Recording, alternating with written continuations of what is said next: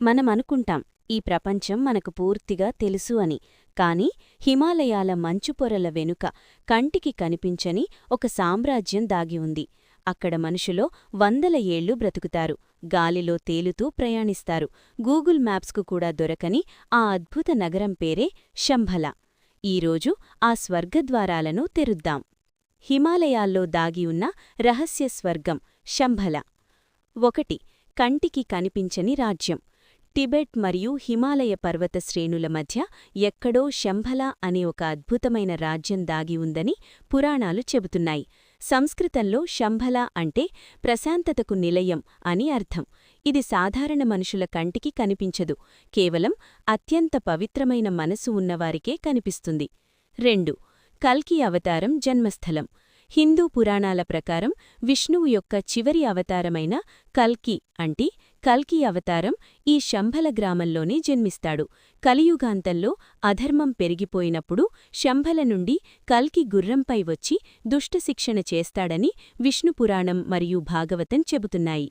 3. బౌద్ధుల నమ్మకం. టిబెట్ బౌద్ధమతంలో శంభలకు చాలా ప్రాముఖ్యత ఉంది. వారి కళచక్ర తంత్రం ప్రకారం ఇది ఒక ఆధ్యాత్మిక సామ్రాజ్యం. ఇక్కడ ప్రజలు ఆకలి, దాహం, రోగాలు, ముసలితనం లేకుండా వందల సంవత్సరాలు సుఖంగా జీవిస్తారని నమ్ముతారు. 4. 8 రేకుల తామర పువ్వు. శంభల రాజ్యాన్ని వర్ణించే చిత్రపటాలు అంటే థాంకాస్ టిబెట్లో కనిపిస్తాయి. దీని ప్రకారం శంభల నగరం 8 రేకుల తామర పువ్వు ఆకారంలో ఉంటుంది. చుట్టూ మంచుకొండలు రక్షణ గోడల్లా ఉంటాయి. మధ్యలో కల్పవృక్షంలాంటి అద్భుతాలు ఉంటాయని అంటారు. 5. అధునాతన టెక్నాలజీ. శంభల ప్రజల దగ్గర మనకు తెలియని అధునాతన టెక్నాలజీ ఉందని, వారు విమానాల్లో ప్రయాణిస్తారని, టెలీపతి ద్వారా మాట్లాడుకుంటారని కొన్ని సిద్ధాంతాలు ఉన్నాయి. బయట ప్రపంచంతో సంబంధం లేకుండా వారు సొంతంగా అభివృద్ధి చెందారట. 6. నికోలస్ రోరిక్ అన్వేషణ. రష్యాకి చెందిన ప్రముఖ చిత్రకారుడు మరియు తత్వవేత్త నికోలస్ రోరిక్ 1920లో శంభల కోసం హిమాలయాల్లో విస్తృతంగా అన్వేషించాడు.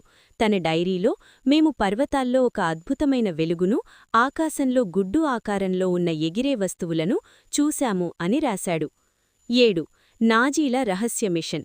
రెండవ ప్రపంచ యుద్ధం సమయంలో హిట్లర్ కూడా శంభల గురించి తెలుసుకోవడానికి చాలా ఆసక్తి చూపాడు.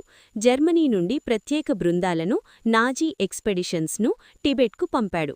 శంభల ప్రజల దగ్గర ఉన్న శక్తివంతమైన ఆయుధాలను లేదా అజ్ఞాత శక్తులను సంపాదించి యుద్ధంలో గెలవాలని హిట్లర్ ప్లాన్. 5. సిద్ధాశ్రమం. భారతీయ యోగులు దీన్ని సిద్ధాశ్రమం లేదా జ్ఞానగంజ్ అని పిలుస్తారు. ఇక్కడ వేల సంవత్సరాల వయసున్న మహర్షులు, యోగులు తపస్సు చేసుకుంటూ ఉంటారట. వారు పద్మాసనంలో గాలిలో తేలుతూ ఉంటారని నమ్మకం.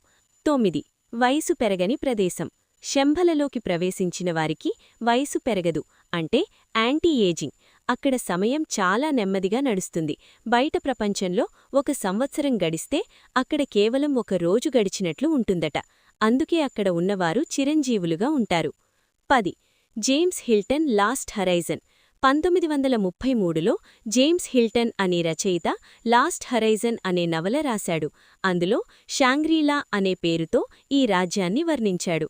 ఈ పుస్తకం ప్రపంచవ్యాప్తంగా ఎంత ఫేమస్ అయిందంటే పాశ్చాత్య దేశాల ప్రజలు నిజంగానే ఇలాంటి ప్రదేశం ఉందని వెతకడం మొదలుపెట్టారు. 11. గూగుల్ మ్యాప్స్లో కనిపించదు. శంభల అనేది భౌతిక ప్రదేశం కాదు, అది వేరే డైమెన్షన్ లేదా సమాంతర విశ్వం అని కొందరు శాస్త్రవేత్తల వాదన.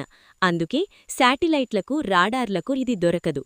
అక్కడ ఒక ఎనర్జీ ఫీల్డ్ ఉందని, అది ఆ ప్రాంతాన్ని కప్పి ఉంచుతుందని అంటారు. 12. సొరంగ మార్గాలు. హిమాలయాల కింద భూగర్భంలో సొరంగ మార్గాలు ఉన్నాయని, అవి శంభలకు దారితీస్తాయని ఒక నమ్మకం. దక్షిణ అమెరికాలోని యాండీస్ పర్వతాల నుండి ఈజిప్టు పిరమిడ్ల వరకు ఈ సొరంగాలు విస్తరించి ఉన్నాయని ఒక సిద్ధాంతం ఉంది. 13. దలైలామా అభిప్రాయం. ప్రస్తుత దలైలామా కూడా శంభల గురించి ప్రస్తావించారు. శంభల అనేది మనం టికెట్ కొనుక్కొని వెళ్లే పర్యాటక ప్రదేశం కాదు, అది కర్మఫలాలు పండినవారికి మాత్రమే కనిపించే ఒక పవిత్ర క్షేత్రం అని ఆయన చెప్పారు. 14. చైనా గవర్నమెంట్ ఆసక్తి. కొన్ని నివేదికల ప్రకారం చైనా గవర్నమెంట్ కూడా టిబెట్లోని కొన్ని మారుమూల ప్రాంతాలలోకి ఎవరినీ వెళ్లనివ్వదు. అక్కడ ఏలియన్స్ లేదా శంభలకు సంబంధించిన ఆధారాలు దొరికాయని, వాటిని రహస్యంగా ఉంచారని కుట్ర సిద్ధాంతాలు ఉన్నాయి. 15. కైలాస పర్వతంతో సంబంధం. శంభల రాజ్యానికి ముఖద్వారం కైలాస పర్వతం లేదా మానస సరోవరం దగ్గర ఉందని అంటారు. శివుడు కొలువై ఉండే కైలాసం బౌద్ధుల శంభల ఒక్కటేనా లేక రెండు వేరువేరు లోకాలా అనేది ఇప్పటికీ చర్చనీయాంశమే.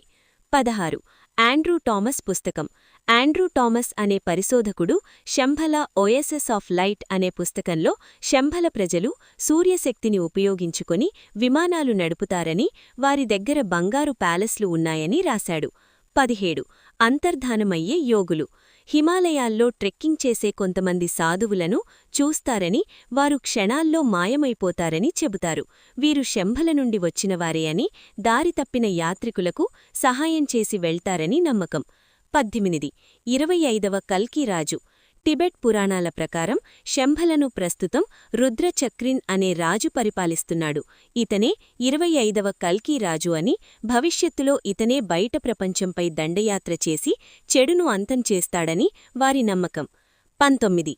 మానసిక ప్రయాణం. కొందరు బౌద్ధ సన్యాసులు ధ్యానం ద్వారా ఆస్ట్రల్ ట్రావెల్ అంటే సూక్ష్మ శరీర యానం చేసి శంభలకు వెళ్తారని అంటారు. భౌతిక శరీరాన్ని ఇక్కడే వదిలేసి ఆత్మరూపంలో అక్కడికి వెళ్లి జ్ఞానాన్ని సంపాదిస్తారట. 20. మనలో ఉన్న స్వర్గం. చివరగా, శంభల అనేది భౌతిక ప్రదేశం కాకపోవచ్చు, అది మన మనసులోని ప్రశాంతతకు, స్వచ్ఛతకు ప్రతీక అని వేదాంతం చెబుతోంది. ఎవరి మనసులో అయితే కోపం, ద్వేషం లేకుండా ప్రశాంతత ఉంటుందో వాళ్లే నిజమైన శంభలవాసులు. ఆ స్వర్గాన్ని బయట కాదు, మీలోనే వెతుక్కోండి. నమస్తే.